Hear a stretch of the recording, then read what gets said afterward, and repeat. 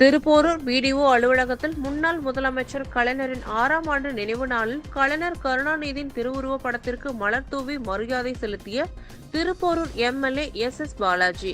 Thiruporur chairman Idhayavarman.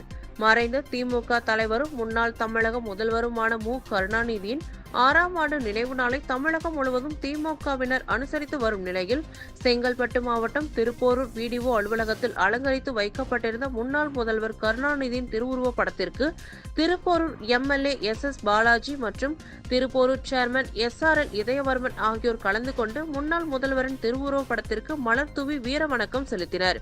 இந்நிகழ்ச்சியில் திருப்போரூர் பேரூராட்சி தலைவர் தேவராஜ், ஒன்றிய கவுன்சிலர்கள், ஊராட்சி மன்ற தலைவர்கள், மக்கள் பிரதிநிதிகள் என பலர் உடனிருந்தனர்.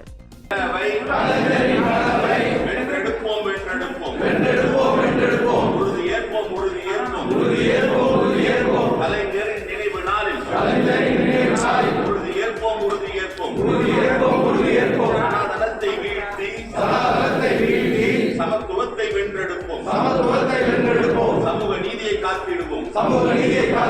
வீர வணக்கம், வீர வணக்கம், கலைஞருக்கு வீர வணக்கம்.